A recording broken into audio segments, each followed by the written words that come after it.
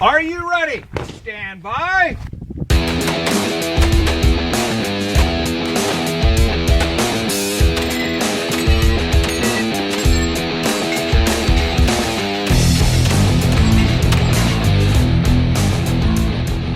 Welcome to the Three Gun Show, episode 95. I'm your host, Dave Hartman, coming at you from Virginia International Raceway. My guest this week on the podcast is firearms instructor and factory division regular, Corinne Mosher. And we talk about her philosophy of saying yes to every opportunity, using the stress of competition to improve how she teaches her students, and how high-level musical accomplishments have made Corinne better at managing her mental game in 3-gun. As usual, if you have any comments or feedback, you can email me, dave@threegunshow.com, or leave a comment on the episode at the website. Links to everything that we discuss can be found at threegunshow.com/episode 95, or you can just tap the album art on your smartphone and it will take you right there. Now, before we get started, I want to tell you about something cool that you can do with your match videos. In this episode, you'll listen to Corinne talk about what she does with her match videos, and I'm going to give you the opportunity to have a couple of your videos reviewed by a pro 3-gunner, so listen all the way to the end to find out how. And now please join me in welcoming back to the show, Corinne Mosher.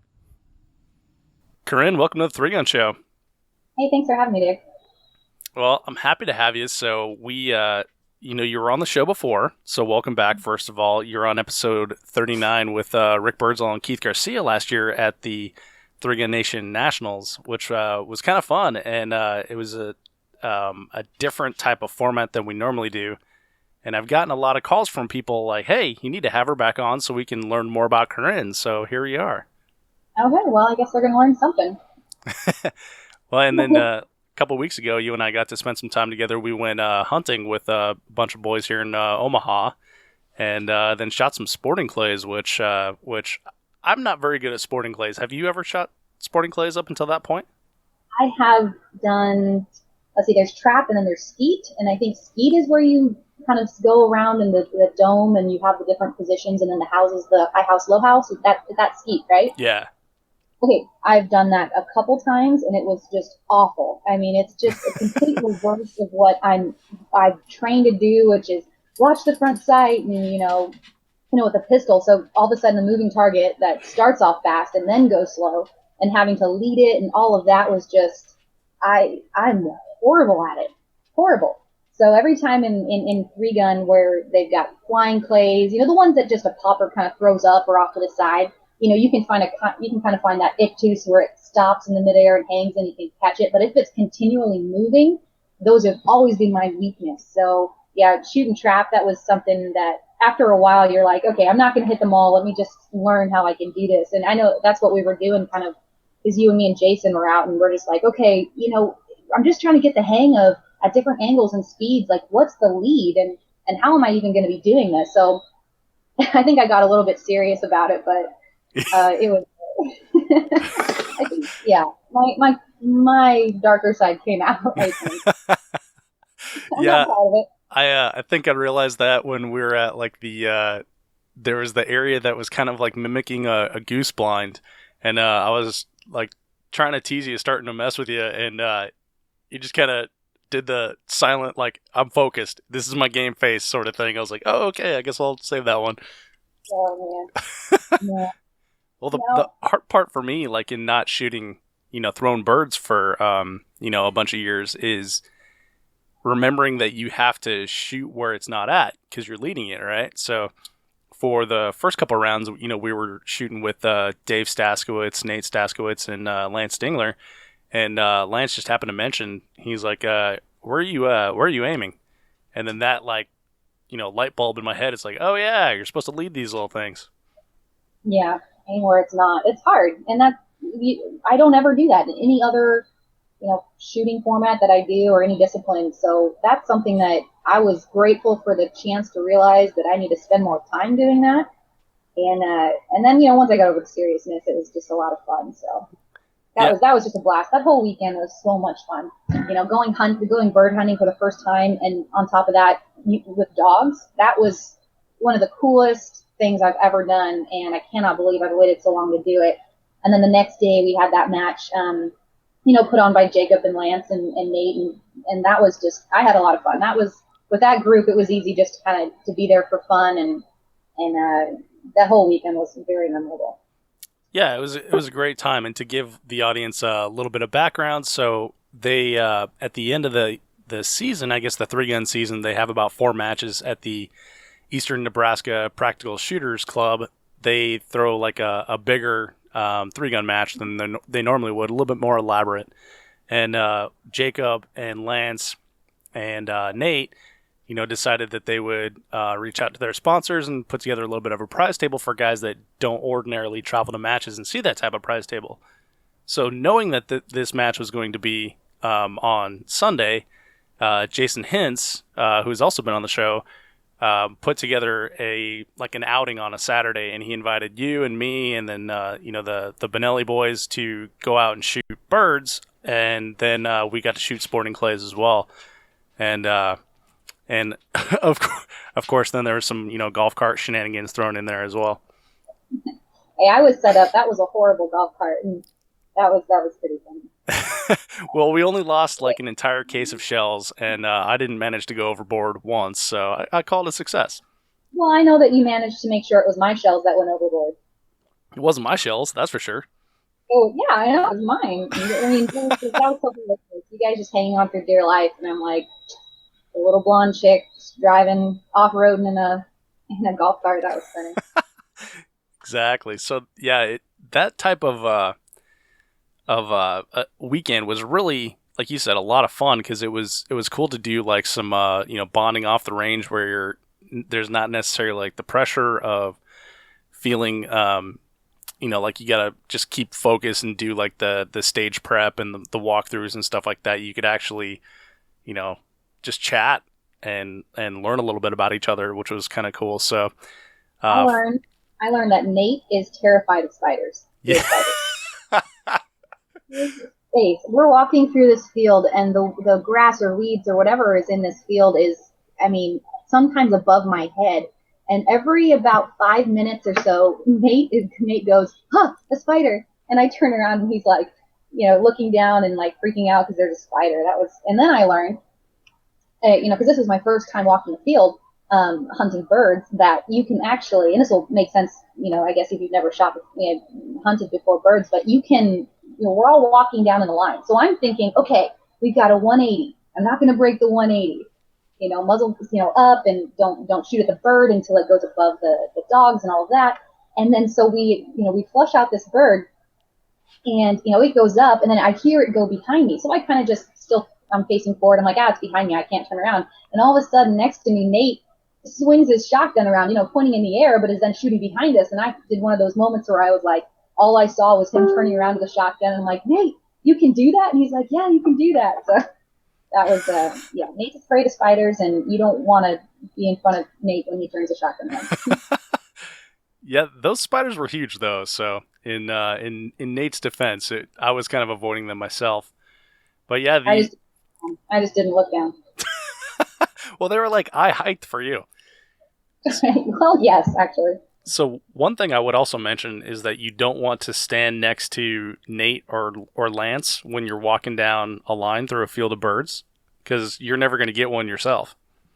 No, definitely not. Yeah, those guys are real fast. Yeah. Yeah, they're very fast. Well, Corinne, we're gonna talk about some 3-gun here, but before we do that, let's take it back a little bit here, and why don't you give the audience an idea of who you are off the range, what you do when you're not shooting? Well, my other job is I'm a firearms instructor at Centerfire Shooting Sports in Olathe.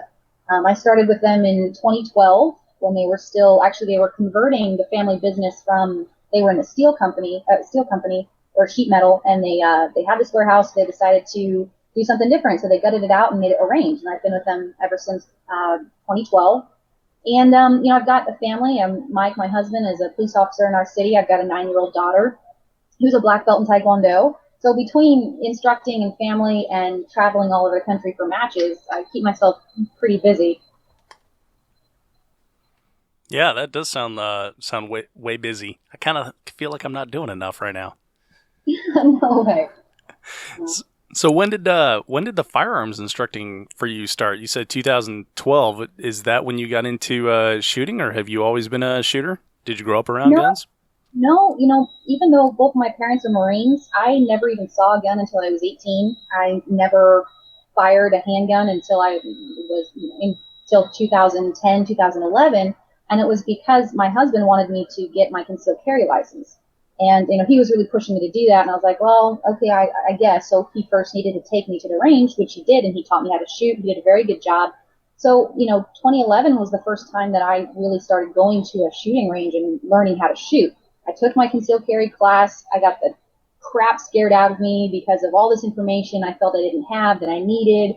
And I really, with my background in music, music is very difficult, especially the violin, which is what I started on. And so you start out and, you need to develop a skill, which is very difficult. And so I had this drive to go, okay, this is really hard.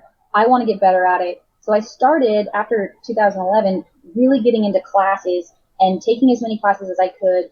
My husband and I started a training company actually, and he wanted me to be an instructor. So that's when I went and took the NRA instructor certification courses. And it was in one of those classes that I met Bill Vasor, the owner of the range that I work at now, and he invited me to come out and instruct with him. So I went in to be an instructor to teach with my husband, and then dumped him for another range. But it works out for everybody. So that's how I got into it. And as far as the competition, that was secondary to my instructing. So I went in to teach people how to shoot and for self-defense. And then competition was something I got into as a way to challenge myself and to really kind of test the way that I was training people to shoot, to move, draw stroke, to test that in an environment where that was somewhat stressful. And I get it. I mean, competition is not self-defense, but the same kind of principles apply. You've got pressure, you've got a time frame that you need to perform certain tasks. You need accuracy and speed. So some of the same elements are there. And, I started with IDPA, which made the most sense to me coming from I need to practice self-defense. So Right. IDPA defense. And then I did that for a couple months before somebody said, hey, and then there's 3-gun. That's rifle, pistol, and shotgun. And a pistol had been my main instrument, I guess, my main firearm. And then I got into rifle, and shotgun was the very last that I was introduced to. So in 2014, I started shooting 3-gun. And man, just a couple months after that, I went to the Brownells Ladies Only 3-gun, the first one that they had in Georgia. And that's when I met all these, sponsored shooters. And I was like, man, this is a huge, big deal. And that's where I met Taryn Butler. I actually really just fell into the right group of people. And the whole 3-gun group is the right group of people. I can't believe how nice everybody is, how welcoming, how even though it's a sport and it's competitive, you don't get that negative competition vibe from anything else that I've done, even music. I mean, because music, I did that growing up. I did it in high school. I did it in college. And you have this, who's better than who kind of animosity. And I have never, ever once felt that in 3-gun, ever. Even though there are some, there's things at stake. And I would not be still doing 3-gun if there was that negative kind of dog-eat-dog atmosphere. Is just not there. So 2014, 3-gun. I maybe have shot one IDPA match since then. I should do more, but I get really confused. I don't know if it's the same with other people, but I get really confused trying to keep track of all the rules. IDPA rules versus 3-gun rules. Oh, yeah. And then there's different genres of 3-gun. You've got 3-gun nation, you've got, outlaw, you've got USPSA multi-gun. And so I've got enough, rules to keep track of that I really have just stuck with 3-gun since then. Well, that's kind of good to specialize in your sport, especially when your sport has like 3 guns that you have to be proficient in. Yeah.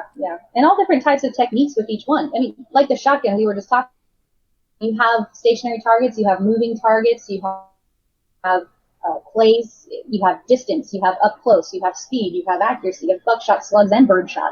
You have so much going on with the shotgun alone in just, and I put like quotations over just 3-gun. It actually kind of encompasses different disciplines. And that's what I like about 3-gun. because then the rifle, you have up close and, personal, just hoser as fast as you can shoot them. But then you have what, three gunners call long range. It's, 100 yards out to 600 yards is long range for us.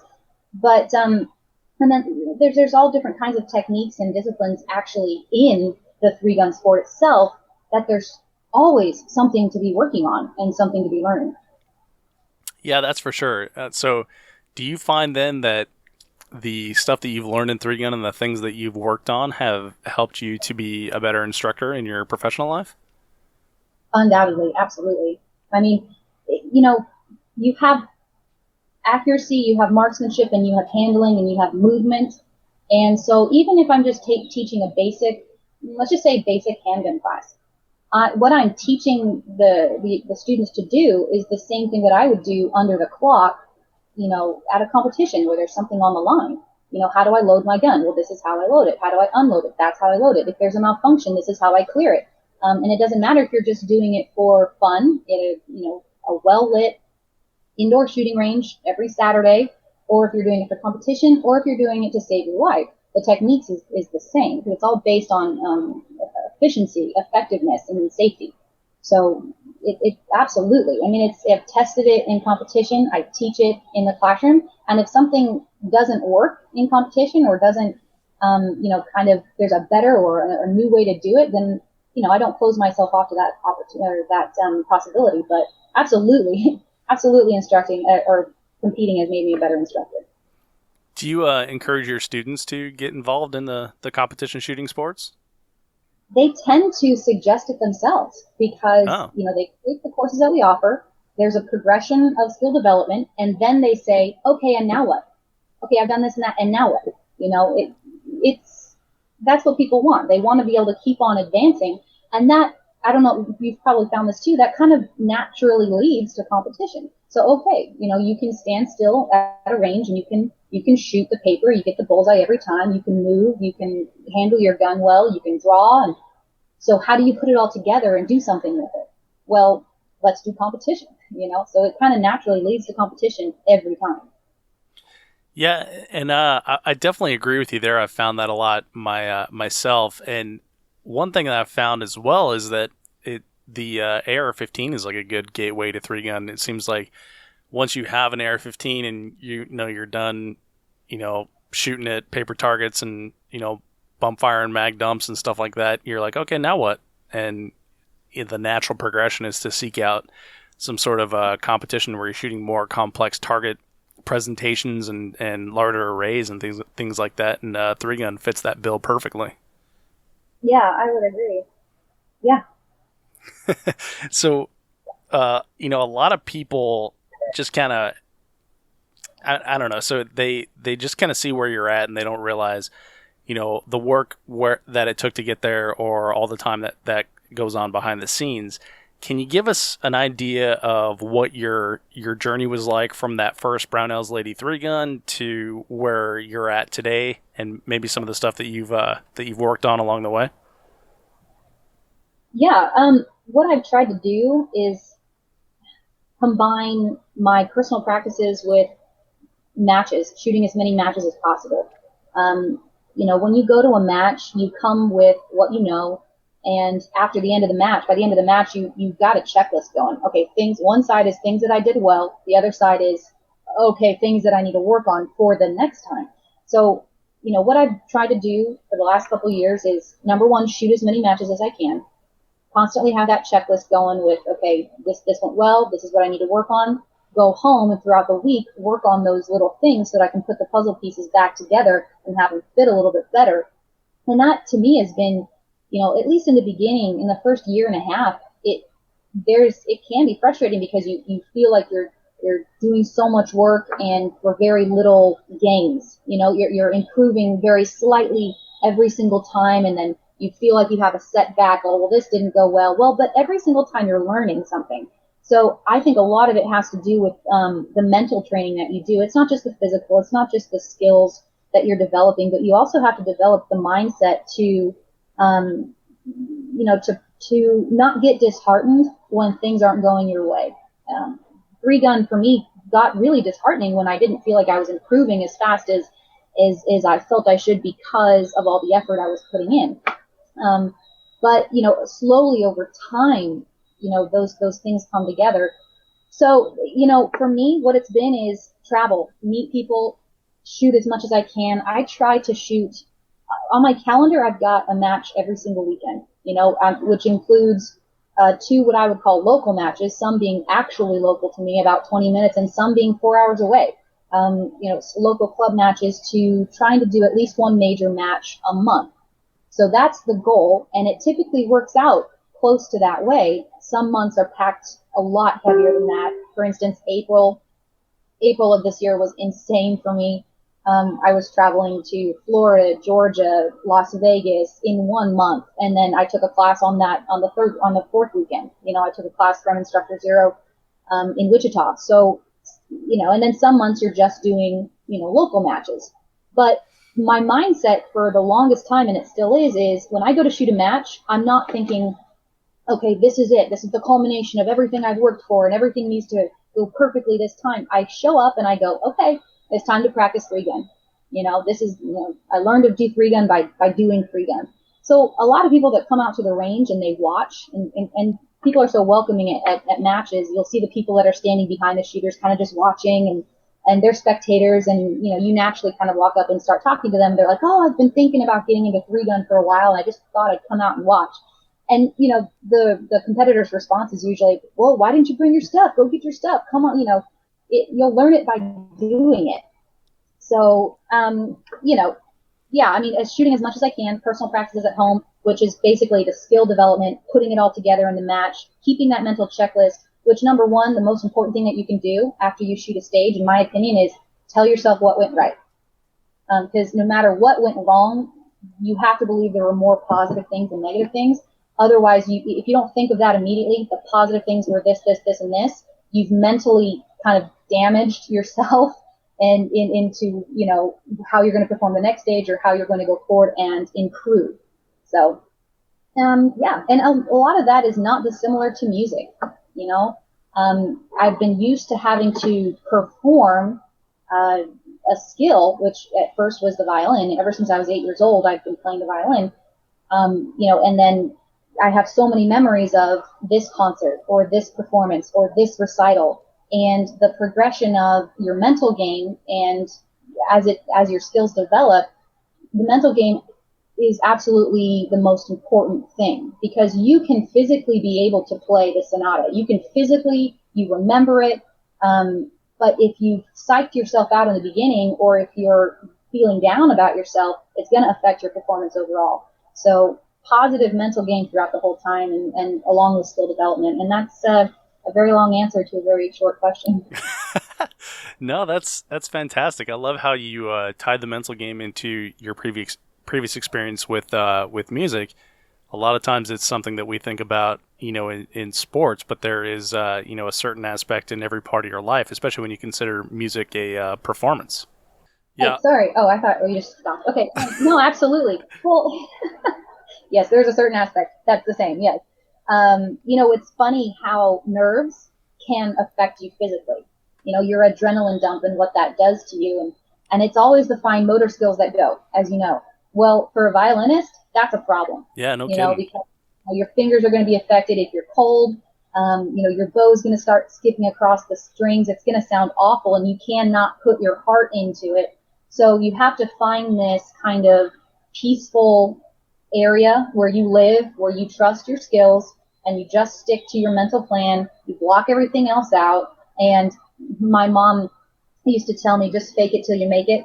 Pretend you're not nervous, and it will actually work. Right. So that is absolutely the same thing that I do in free gun or teaching or anything else that makes me nervous, public speaking. The same thing that I learned when I was 8 years old playing the violin. I love that concept. One of the other great things that you mentioned there was when you consider your 3-gun matches a practice rather than the culmination of everything you've learned and prepared for. That reminds me that, it's like the yoga concept, right? Where they call it a practice, and every day is you're practicing rather than, this is your like you said, the culmination of all the Warrior 2s you've ever done in your entire life. So that, how did you come up with that concept? Does that play off of the music thing as well, or is that something that you've developed over the couple of years you've been shooting here? That directly ties into music, and that's just my experience with music. If I had started at 8 playing tennis or golf or dancing, I'm sure I would have come up with the same concept. But yeah, you can't, number one, it's about putting pressure on yourself to perform and be perfect. There's no such thing as being perfect. And that is something that I learned in music. Some of my best performances that I ever gave were I was like, wow, did somebody get that on videotape? Because I'm going to go to Carnegie Hall now. I'm awesome. But actually had really bad mistakes during the piece that I was playing.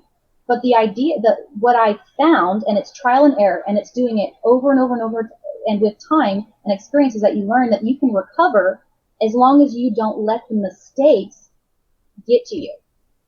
And in fact, some of the times, if I was nervous and then I started playing and I made the mistake, to myself in my head, I was going, there's the mistake. I got over it. I got it out of my system, and now I'll be perfect from now on. And it's almost a relief, like, okay, I got it out, and now I'm good, and now I'm good to go, and there's nothing left to prove, So, yeah, whether it was, for me, it was music, but it could have been a sport. It could have been dancing. But that is I've learned just to not get so caught up in, this is a performance. I have to be perfect. And it's, when I was a music teacher, I would tell my students to say yes to every opportunity to play.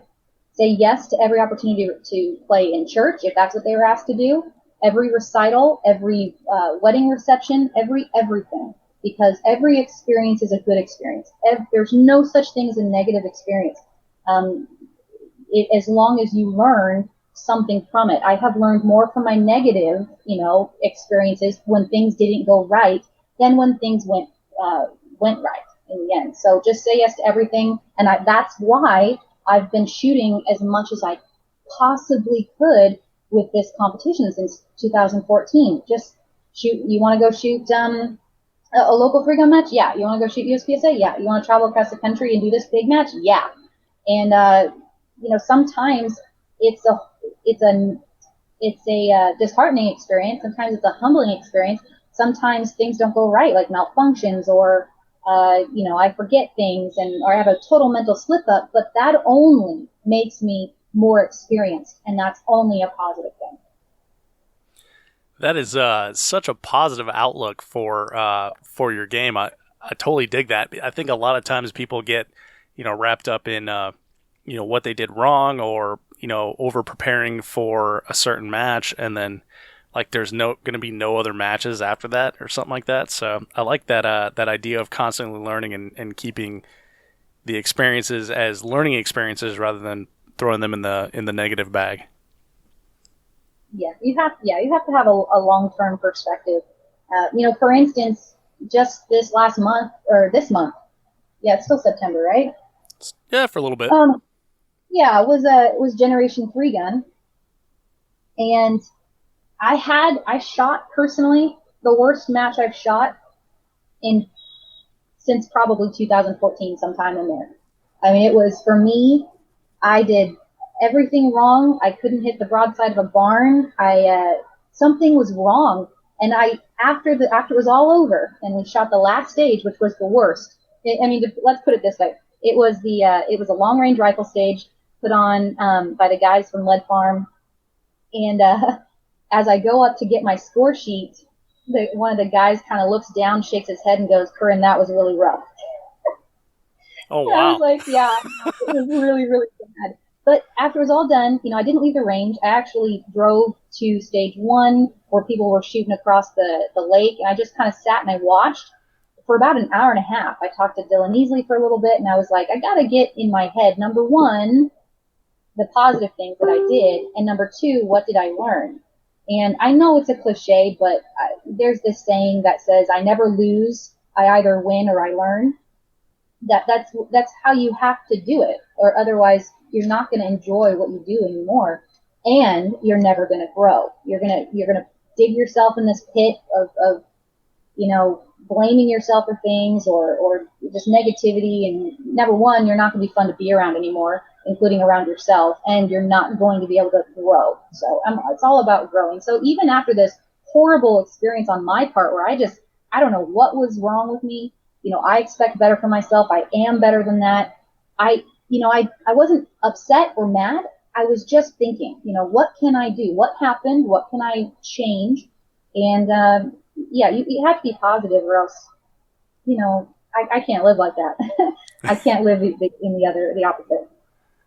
Well, I'll be honest. The times that I've spent with you on the range, you are super, super serious and focused. So I'm so surprised to hear that, your post game breakdown is thinking about the positive things rather than being hard on yourself, because you seem like an A-type personality who would, dwell on the things you did wrong rather than things you did right. So this is cool to hear.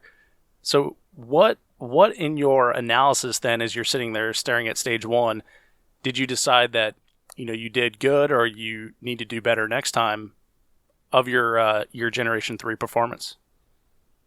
I decided that it all came down to doubt.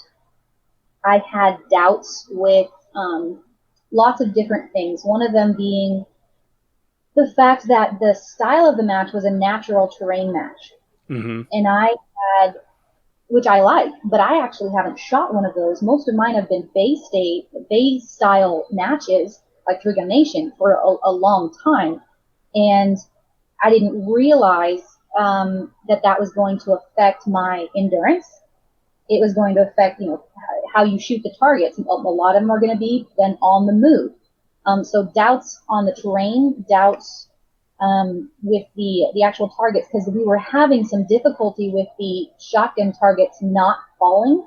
They were very heavy, and they were very muddy. So a lot of the times the mud would actually act as like a cement or a glue, and the knockdown targets would actually stick to the stands and not fall. Well, that messes with, okay, now as I'm stage planning, how many, not that I plan my misses, but I am realistic at the same time.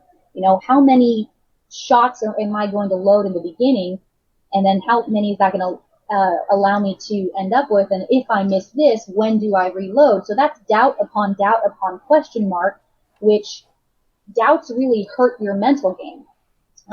Because they are diversions in your game. Okay, well, if this happens, then I'll go this path. But then if that breaks off, then I have to go over here. That is time to think that slows you down, which leads to uncertainty. So there were a lot of doubts, the targets, the terrain. Thankfully, my guns worked great. But I know my weaknesses at the same time. Even though my guns perform great, I also know my weaknesses, and I know when I'm rushed for time, I stop looking at my front sight. I start yanking the trigger. Long range rifle. I know that the very last time I shot a match, I didn't do well. So that kind of, even though I tried not to let it kind of bleed into this performance, I was kind of on a question mark with the rifle. So I just sat down and I realized all the things that I could fix. And number one was the fact, okay, what happened? Okay, what happened is there's so many doubts, and so, you have to identify what really, really went wrong. Not, oh, I'm a horrible shooter or this or that. No, what really went wrong? What went wrong is I had so many question marks about, how I was going to shoot a stage, or how my equipment was going to perform, or how I was going to perform. And there you go. That's what happened. So how do you, in your self-analysis then, work to remove that doubt and replace it with confidence in yourself for the next match? You have to take your issues to the woodshed. So if I were playing a piece of music and I had an error, there's places where you mess up and there's places where you slow down. You slow down when you're unsure. You mess up when you've learned it incorrectly. So the places where you've learned it incorrectly, you got to go over, you got to unlearn the bad way, you got to relearn the correct way, which is always harder. But then the places where you're unsure, you have to focus on those until you're playing it right every time. There's no way that you can make a mistake. So for me, I need a lot more work on my long range rifle. I need to and I don't get a lot of practice with that. So that was a big question mark is, I don't have a long rifle range that I can go practice all the time at. Most of my long range rifle practice happens at matches, which is not a great time to practice. So it's hard to practice on the clock. So that's one of the things, my rifle game, that's what I can do. I identify that. I had a big question mark in doubt because I know I don't have a lot of practice on that. Okay, well, I need to find a way to remedy that and to get the practice that I need so that I can have the confidence and no question marks, no doubt. The issues I had with the shotgun targets, you know what? I need to do more practice with knowing the patterns of my shotgun with each of my choke tubes so that there's no question mark. I know because I have experience. It's not guessing, it's knowledge. But you can only get knowledge through experience because you've seen it, because you've done it. And that was what I was, lacking or felt that I lacked enough that I made a mistake. Some of the times you have enough skill and you have enough knowledge, but if you start second guessing yourself, then you erase what you know. It's a self-fulfilling prophecy. I think I'm going to miss those targets, so I'm going to change my choke. Well, you thought you were going to miss the target, which then you're going to miss the target because you're worried about it, which led you to change your choke, which was a mistake. And so you're just compounding these mistakes, which are all based off of a doubt in yourself and your skills, which there may not have been a gap in your skills. You just thought there was. And so then that led you to, fulfill your own prophecy. Wow. So in the classes that you teach, Corinne, do you get this deep into like the mental game and everything, or are you pretty much focusing on mechanics? Because it seems like you've put a lot of thought into this. Yes, which is probably why I seem so serious. I have to laugh because, I guess my seriousness comes across because I'm internalizing a lot of stuff and I'm walking through a lot of stuff. I'm playing out what I'm going to shoot, how I'm going to move, like a movie in my mind. And yeah, it's really funny because Cheyenne Dalton, one of my favorite people in the world, and Terry, her dad, I love those people. But she said that she was terrified of me the first time that she met me. And I'm like, what are you talking about? And I don't know. So I come across as really serious and stuff, but and I'm there to do work, and so I guess I am serious. But I think it's because I'm thinking about my mental game and going through self-talk and visualization techniques and all of that. But as far as what I teach my students, my private students, when we're talking about competition or a lot of things like that, yeah, I'll go into the mental game. If we're just talking skills development, like a basic pistol class, or one of my favorites is my ladies only classes, where you have people who come in and what I love about a lot of my students is they come in and they go, I know that I don't even know what I don't know. Please tell me everything. And, so I just positive, building confidence through skill development. And, we go into some, but mostly if you're coming for competition, we'll talk about that. Gotcha. So the seriousness though, that from what I've seen, that you pretty much leave that on the range and you're able to, loosen up and have fun otherwise. Because when we were shooting, sporting clays and shooting birds, you were throwing zingers right back at the guys as we were going along the way too.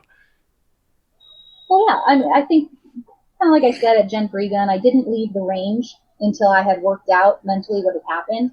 And I even told Dylan, I said, this is so weird because, as how I performed right now, how I performed this weekend was so awful. I mean, I should be in tears. I'm ashamed, but I didn't internalize it in my, not to be like sensitive or anything, but I didn't internalize it in my heart. It was all in my head. Okay, let's think clinically here. What happened, this and that and this and that, and working it out. Because it's not, if I make a mistake, it's not a character defect. I'm not a bad person. People don't hate me. It's okay. I'm going to get over it. So, when I'm there to work, then I work. But, I can leave, I can separate, I don't know, I can separate it and leave it at the range and then have fun when we're there to have fun. Right. So, Corinne, is there anyone that you've really identified with in the sport that you would consider like a mentor? I've had so much help from so many awesome people from the very beginning.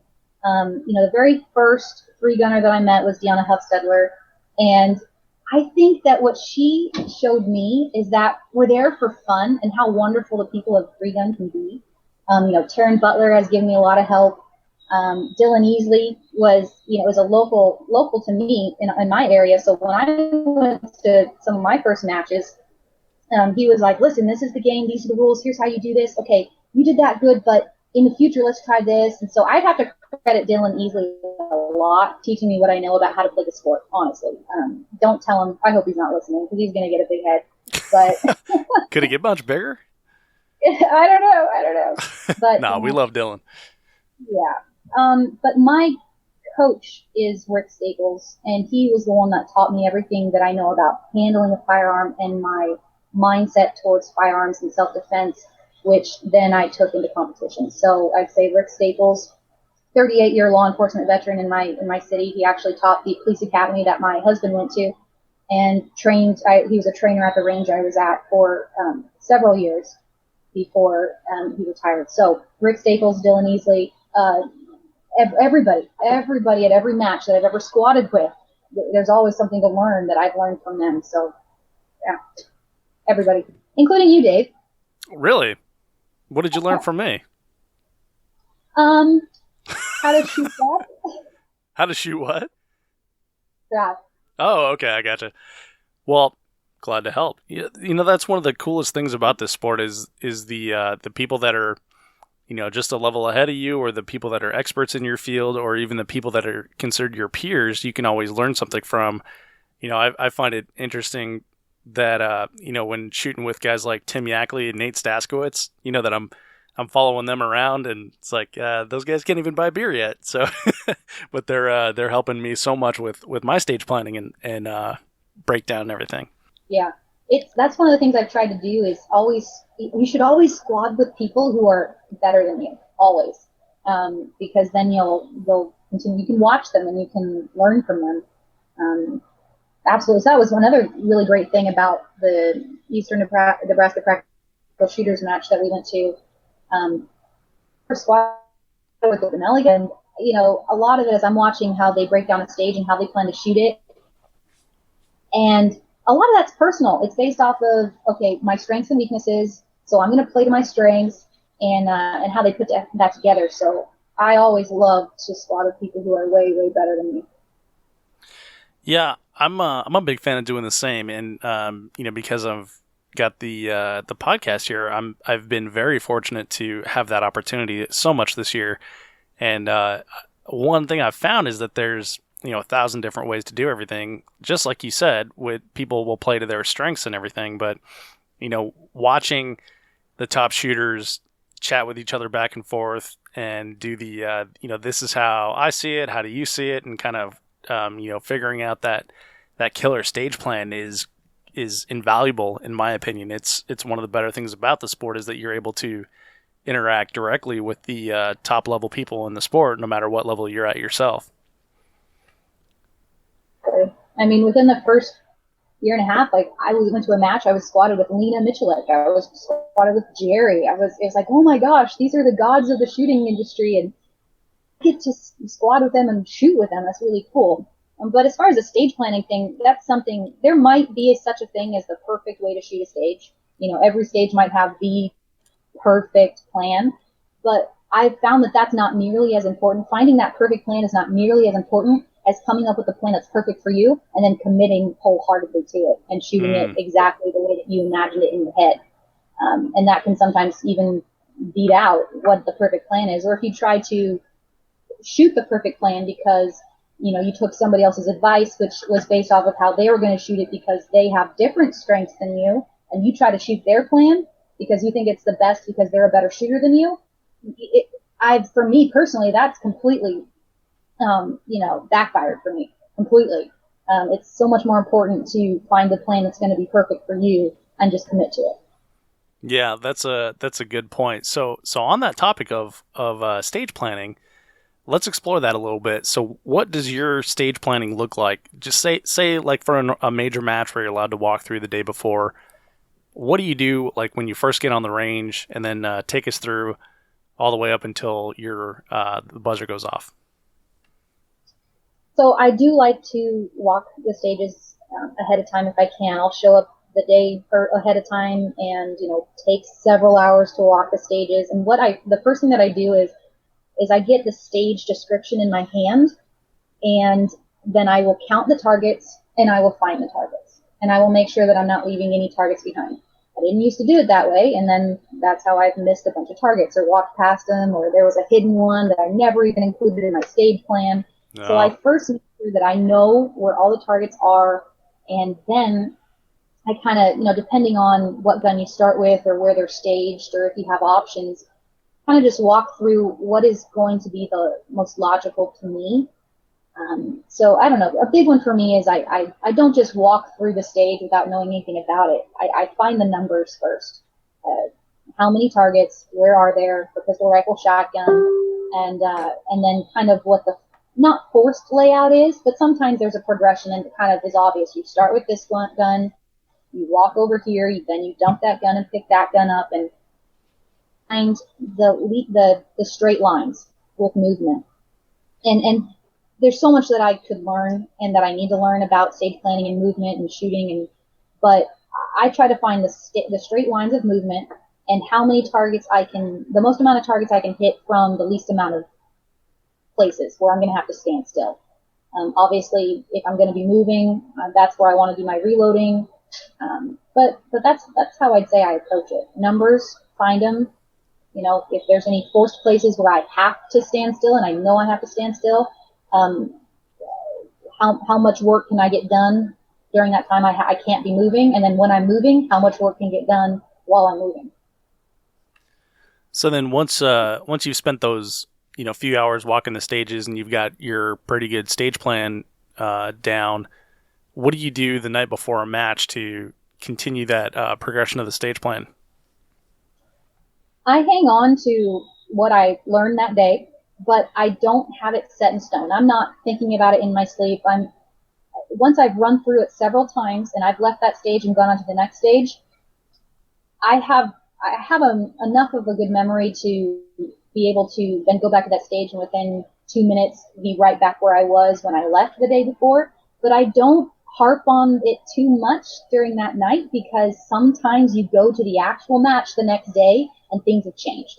Right. They've swapped out targets, they've rearranged a stage, they've added a dump bucket here or there, or there was a mistake in the stage description, and I don't want to put a question mark or have some kind of plan so firmly laid down that if I try to change even a little part of it, the entire thing just crumbles, So it's a loose stage plan with good principles in it that I want to follow.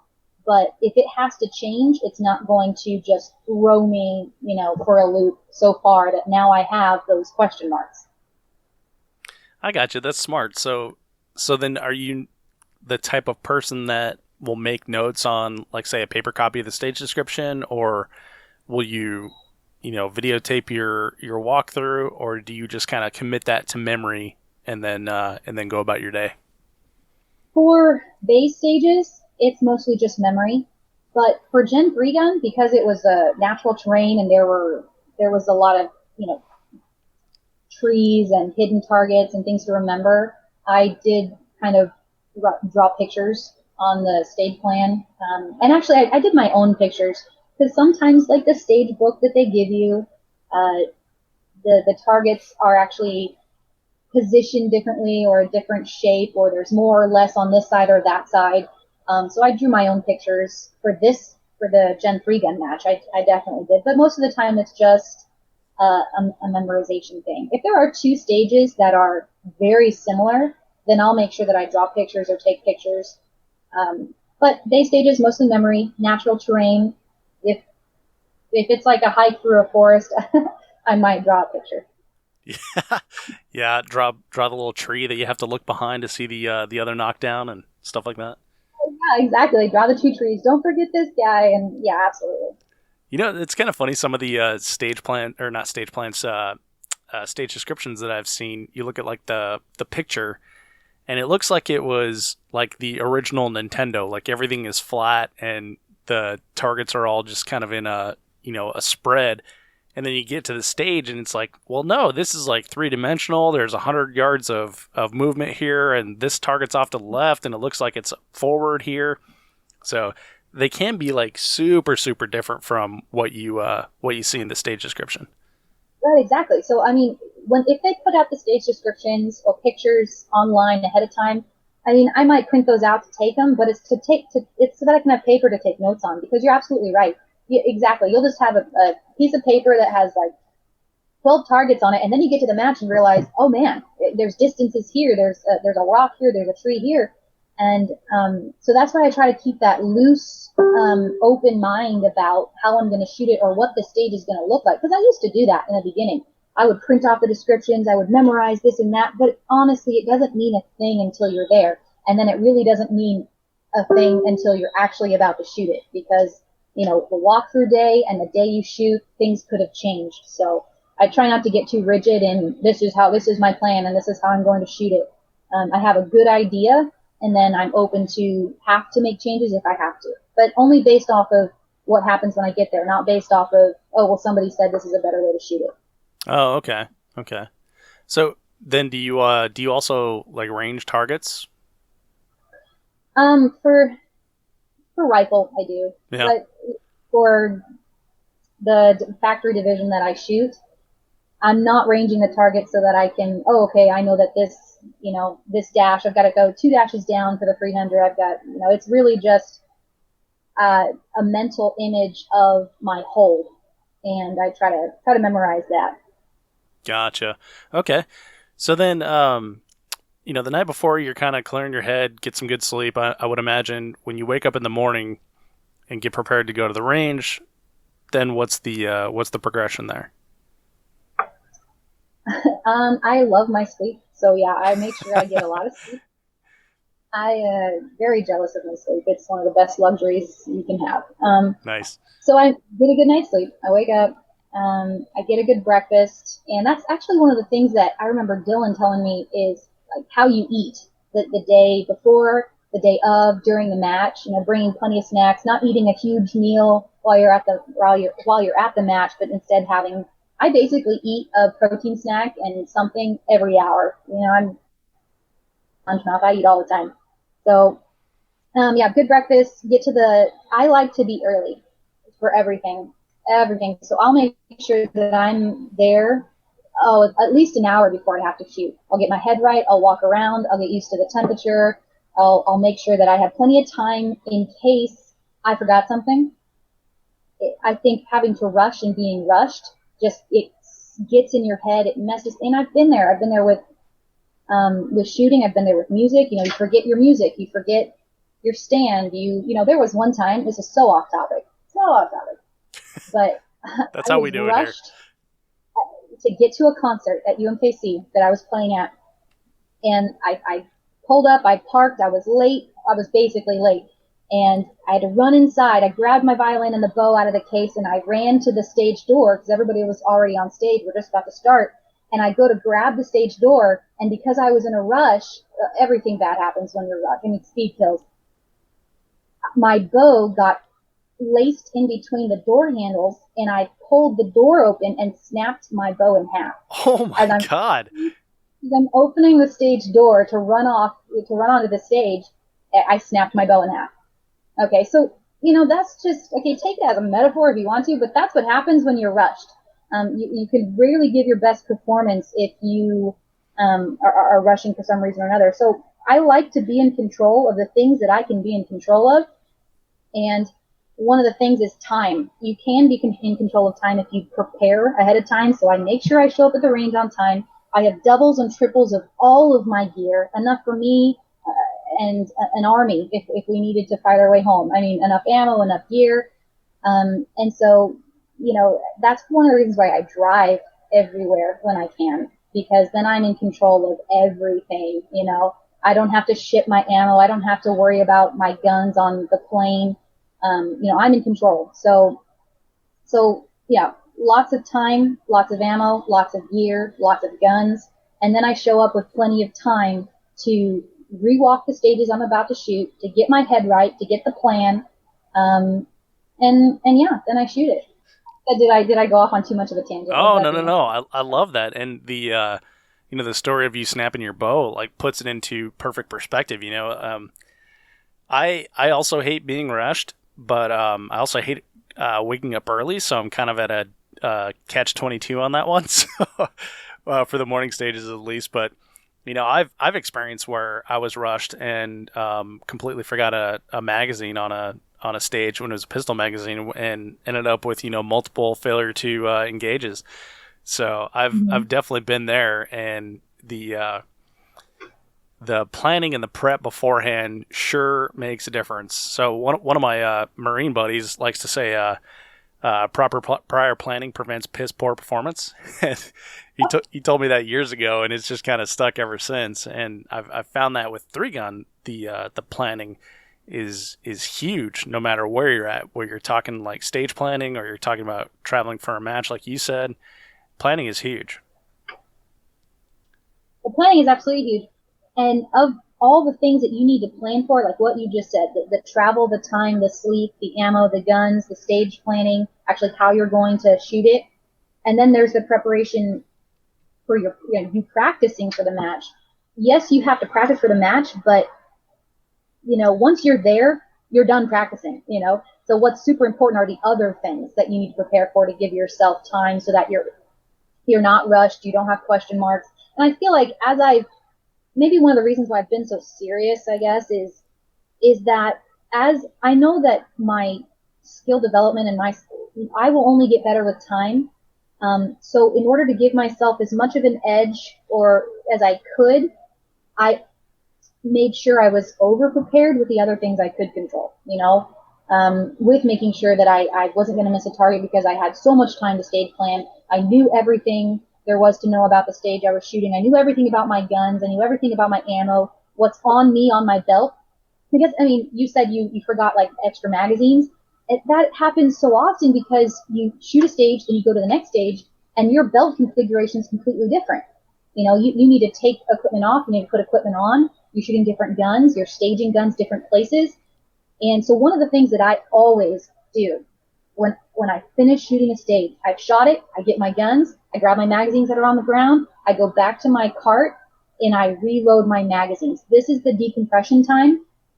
I instantly reload my magazines. And sometimes, you're not even off of your adrenaline high yet, and you're coming down off of it, and you're starting to shake, or you're really kind of, that's the moment where you're like, crap, that didn't go very well, or, that was awful, whatever. But you have those maybe 2 moments, because 2 minutes, sorry, you don't want to take longer than it would take for the next person after you to shoot, because you don't want to disrespect your squad. But you need to have those 2 minutes where you're reloading your magazines, you're setting up your belt for the next stage quickly, but you're also decompressing and mentally taking inventory of the 2 lists that you have to make. Number one, the good things that just happened. Okay, that went well. That did go well. You have to search for, it's almost a scavenger hunt sometimes to find the positive things that you did, and then you find the negative things. But there's always going to be more positive things. So that's something I always do. Get my mags, reload my mags, reconfigure my belt quickly, not taking too much time, and then make my 2 lists. This went well, and these are the things that I need to improve on. I love that. I love how you do that right away. It's not something that I do usually. I just kind of decompress and then go back to resetting targets. But when you're talking about, you're still doing that adrenaline dump and your hands are shaking and stuff like that, and you're reloading your magazines. Now you're getting more practice of those fine motor skills while you're under under what was a huge adrenaline dump. So I think that's a cool concept, and I have to start doing that myself. Well, you're taking control back. Like you said, yeah, you're taking control back of your breathing, of your heart rate, and mentally you're taking control back. And if you do that, 6 times, in a day, that's practice taking control of yourself as well. So I think I've said control a lot. Now now I'm wondering if I'm a control freak. Could be. Well, that's the cool thing about three gun too is you control your own destiny. It's your amount of practice and your effort that you put into it is directly proportional to the amount of to the results. So yeah, you're definitely a control freak. Sorry to tell you. I think I can live with it. So Corinne, in what you do, professionally and for fun, shooting three gun, instructing students and stuff like that, you get a lot of newer shooters and mid-level shooters coming through your ranks. What do you see that they do incorrectly that you can give them advice to gain like the most time? What's like the 20% that they could be doing that would give them 80% of the value?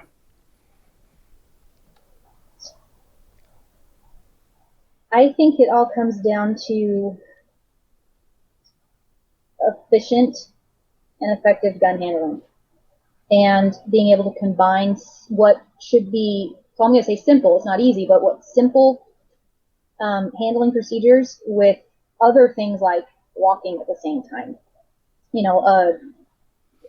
Beginner competitors or students have a lot to think about all at once. And you can't expect it all to go smoothly and blend together and being able to do these 36 things all at once, because you're really focusing on, okay, I've got my grip and I've got marksmanship and I'm not yanking the trigger, but then also I have to remember that I'm reloading in between these two targets. I have to remember that this target's stationary and this one moves. Oh, whoops, my gun went click instead of bang. What do I do now? And all of these little things that you have to remember all at once really take time.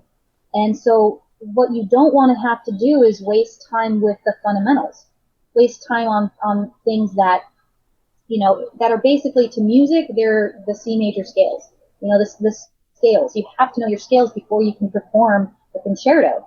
And then you don't want to be performing a concerto and then realize, oh, I don't have the basic fundamentals that I built with the scales. So that would be, simple things like keeping the gun down range while you're loading or unloading your gun.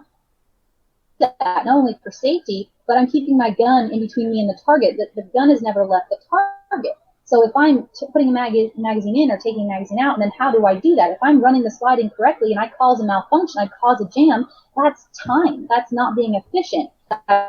Your brain, this task is more important than anything else, and it stops doing the other things, such as moving, such as remembering to re-engage the target that you had to stop engaging because something went wrong with your gun or that you had to reload. So it's always the simple things. And I'm trying to remember a quote, and I cannot remember who said it. Advanced skills are simple skills honed to a razor's edge, or something like that. And people come to my classes, and they're like, I want to know the super cool ninja stuff. I want to know how to, be a secret ninja squirrel. And I'm like, well, that kind of stuff, speed doesn't impress me. Being a cool guy, tactical guy does not impress me. But if I see you be able to clear a jam safely and quickly without having to think about it and without stopping what you were doing, that's impressive to me. So it's always just the basics. It's the basics. I like that. So then when you're instructing these students and you're telling them, how they can kind of shortcut into competition shooting or shooting better, there's really no shortcuts. They must learn those fundamentals before moving on, and then practice those fundamentals again and again and again. Yeah, until it happens automatically, so that you can be doing other things at the same time without having to stop what you're doing or think about it, and they become less of a priority in your brain as far as I have to perform this task, so I have to pause these other ones. You can do multiple things at a time. So but then again, it's you still have to have those growing pains. You still have to have that period where everything is super slow and you forget to keep moving as you're reloading, or you forget this or that, because that's just, and you can't be perfect right off the bat. You're still learning. That's a good point. And the more reps you get, the more time on the range and stuff like that. Like you said, it's the experience. So once you've controlled all those things you can control, it's just a matter of going out and getting that experience. Sure. Yeah. And one of the things I can help you is I always make sure that I've got somebody running in my camera phone every time I shoot a stage. And, sometimes it's embarrassing to have to ask people, oh, will you film me while I'm doing this? It's not because I think I'm the world's greatest shooter and the world needs to have this as evidence of my awesomeness for the rest of time and eternity. It's not because of that.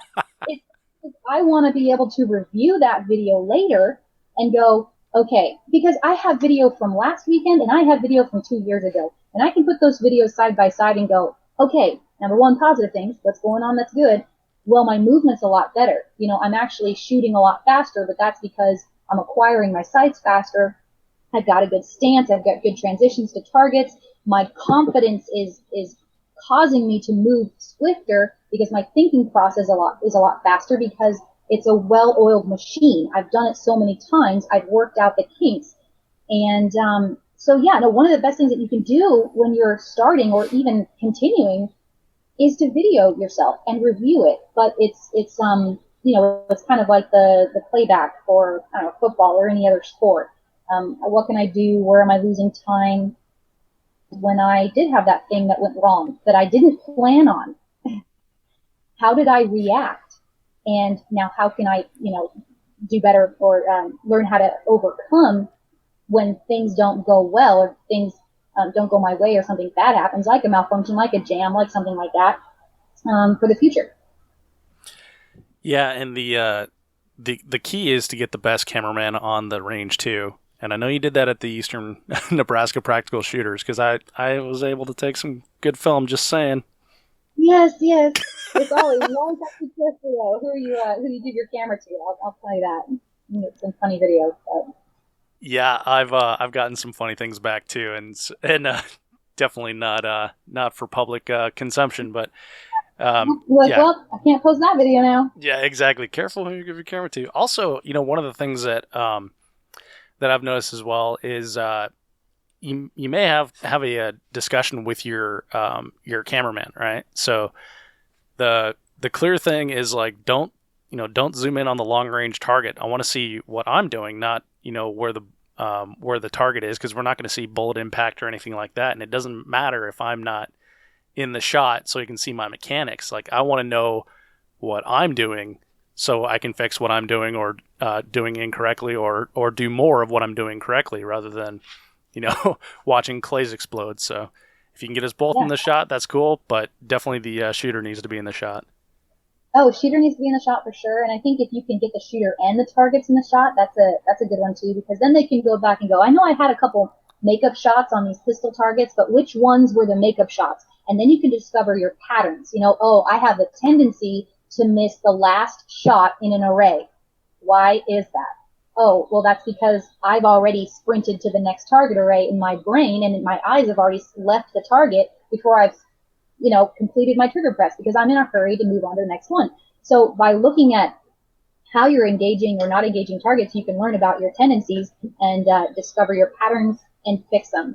And then your footwork is too. Something is really important is your footwork. I'm trying to think. I think it was at the last match or something. Somebody made a suggestion. It was Rick Porter. Okay, so Rick Porter with Team Hornaday at Gen 3 then gave me a suggestion about my feet because I started off a pistol array that was like my far left to my far right, and I started engaging at my left, and then I kind of arced around to the front and then off to the right. Well, I was going like 1 for 1 on these pistol targets until about the right side.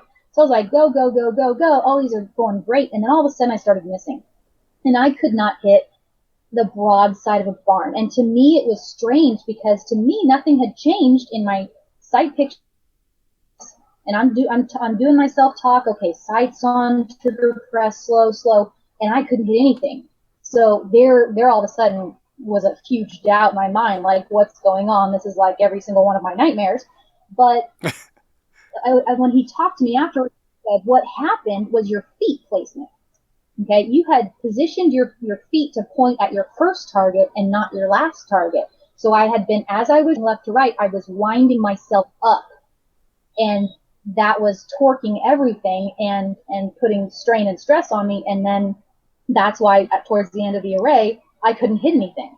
He said, point your feet to your last target if you have to do that so that you're unwinding and that you're finishing in a natural position. I was like, oh my gosh.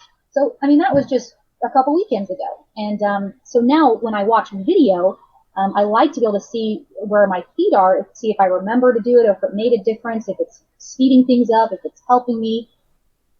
So what matches do you have left to shoot the rest of the season? Well, the next big one is going to be nationals next weekend. So Okay. this weekend I'm going to hit a local USPSA multi-gun match, and then next week I'm driving to VIR and doing nationals. Then I've got the Surefire World Shoot in October as well. So October is a pretty hefty month for me. I know that there's other shooters that are doing super major matches every single weekend, but that's not me. I try to do like one, maybe two a month that are major. So to have nationals and the World Shoot in 1 month is it's going to be a pretty big month for me.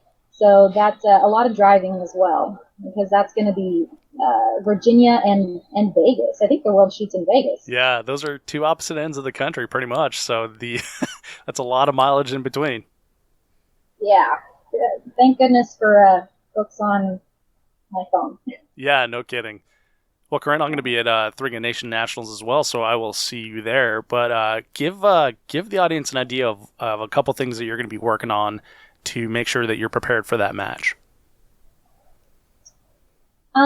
Footwork and it's all the things that, I point out Gen 3 gun because there were just so many question marks and doubts in that one match that I was really able to go, okay, all of these things have really created an issue for me because they all came together at the same time. So long range rifle, I love the rifle. One of my favorite parts of 3 gun is being able to run around with a rifle and just blam, blam, blam, blam, blam. But long range is a question mark for me, so I need to work on that. Shotgun, I need to pattern my shotgun at all these different distances and with all my different chokes so that there's no question mark anymore for that. As much of the skills practices as I can, because there's no such thing as getting to a certain level where you no longer have to sit there and just stand still and do a walk back drill, where you're starting close and then walking backwards and just trying to slowly and as accurately as you can hit the bullseye. It's just sight alignment, trigger press, all of the simple skills. A lot of the time when I get sloppy, it's in those basic fundamentals that I was talking about earlier, where, I go to do something and I mess it up, but it's something simple like inserting a magazine. Well, why? Because I was rushing it, because I didn't scales, the basic stuff over and over. So I'm putting it all to be practicing on the simple basic skills, slow and controlled, in that. Really knowing my shotgun pattern, really knowing my holds for distance, and constant mental game. Well, Corinne, it sounds like you have a lot to work on over the next couple weeks here. So, or actually the next 10 days here. So, get to work, and hopefully you have a fantastic match at Three Gun Nation Nationals. We're going to be following you, and we're going to do that on CorinnesMosher.com, and then of course Instagram CorinnesMosher.ShieldMaiden, and Facebook, is it just Corinne Mosher? Yeah, Corinne Mosher is my Facebook. So that's most active on the Facebook. So you can find all sorts of stuff and nonsense there. all the good nonsense on the Facebooks. Well, Corinne, been watching a lot of the cool videos you've been putting out and reading your articles that you've been doing leading up to the election here, and enjoy your writing style, and looking forward to seeing a lot more out of you. Couple last questions before we let you go here, and these are questions that we ask all the guests. And the first one is, can you tell me about your most spectacular disqualification? Oh boy. Yes, I can. I have been disqualified twice, and I managed to just get it all done in one match. Oh, all right then. Yep.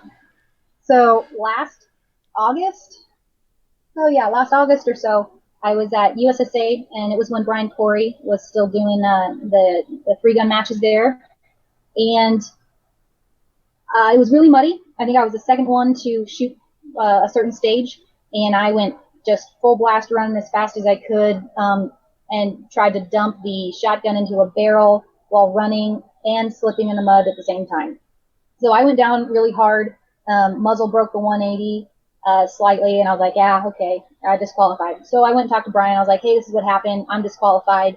Can I stay and shoot the rest of the match? It was kind of, they laid down hay in the muddy spot afterwards. It was kind of an environmental issue. So he let me continue to shoot, which was very nice of him. Too bad I didn't, never mind. But then at another stage, I went to my pistol that was staged on a table loaded, and I was in such a hurry to pick it up when the buzzer went off, to pick it up and start shooting really fast and be spectacular, that I grabbed the pistol when my eyes had looked up to find the first target. Pressed the trigger and I shot a table. So that was breaking a 180, disqualification, and then an hour later, I shot a table. So that was I actually made a video about it and shared it to my Facebook page after that, just about the importance of the safety rules. Speed kills, like we've already talked about. The time that I was trying to save by grabbing the gun really fast and not looking at it closely, and obviously was not worth the disqualification, but also not worth totally violating the safety rule. So that's my spectacular disqualification story. Well, I like that you included the lesson learned in that as well, and I didn't have to ask you about it, but I'm going to go ahead and dig up that video and put it on the show notes for the show here, because I watched that myself, and I thought it was important that you went through the breakdown, and it's something that we can all learn from. So thank you for sharing that. Corinne, where do you see the sport of three-gun headed? I don't know. I see that it's gaining, popularity more and more. I mean, I've only been in it since 2012, so I don't really have 2014. I don't have all the history and background of it. I can only know what I've seen in the last couple of years. But gosh, every time I go to a match, there's so many people that are shooting for the first time, that are watching because they want to get into it. The people who are shooting are bringing their friends, their family, their kids are getting old enough to be able to participate in it. And because three gun is, like we said before, it's kind of the mixing bowl of so many different types of shooting competition genres, like, USPSA pistol, like, the shotgun, all different types of shotgun matches, and with rifle, long range and up close. It's so many different types of skills in it combined. There's so much interest there and so much to do, that, it's addictive. It's really, and not only that, the sport is entertaining and fun and challenging, but I think the people are what is going to help it stick around and grow for a very, very long time, because they're just the best, the salt of the earth people, and, the sport really is the people. It's very true, and I've been so encouraged by all the people that I've met in this sport, yourself included in that. Just absolute best people you could possibly imagine in one place. It's been a lot of fun. So, Corinne, final question: if you could leave the audience with just one thought or one piece of advice, what would it be?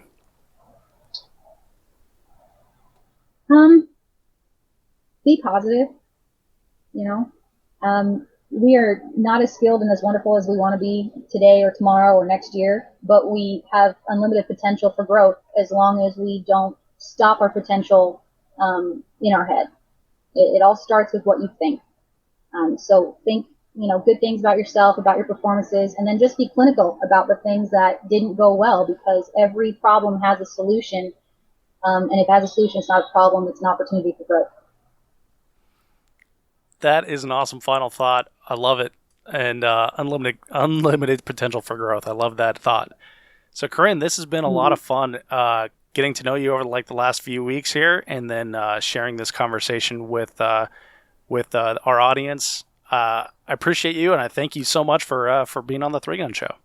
Thanks, Dave, and I'll see you, 10 days at Nationals. I hope you enjoyed that interview with Corinne Mosher. Getting to know Corinne over the last few months has been a ton of fun. She is definitely serious about her game, which now makes sense after learning that she has a classical music background. But as with many of the 3-gunners that we've had on the show, once the competition is over, there is a lighter side waiting to come out. Again, links to everything that we discussed can be found at 3gunshow.com/episode 95. If you want to support the 3-Gun Show podcast, you can do so by using our affiliate link when you shop at Brownells. Just go to 3gunshow.com/Brownells and shop like normal. We earn a small commission on what you buy at no additional cost to you, and it helps keep the show running. All right, now I mentioned before the interview that I was going to give you the opportunity to have your match video reviewed by a pro 3-gunner, so here's how it'll work. I roped Craig Outson into this one here, and he was great in giving feedback at the Tactical Performance Center when I took a class there in March, so I know you're going to enjoy this and going to benefit from it as well. So all this stuff will be in the post on the website, so head over there to check it out. If you have any questions, just 3gunshow.com. Okay, so step 1, pick a match that you shot this year. Step 2, make sure the match results are in practice score. That's very important.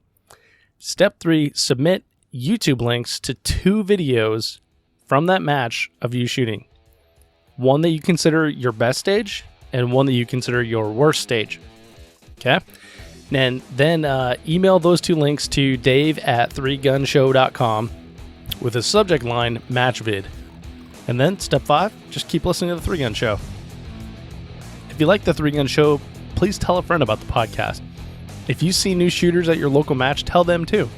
You'll be their hero for sharing this resource. Let's grow this thing and let's do it together. Show someone how to subscribe in iTunes, Stitcher, Google Play, etc., and how to leave a review, because those help as well. So thank you so much for downloading, listening, and subscribing to the show. I'm Dave Hartman, and I'll catch you in the next episode.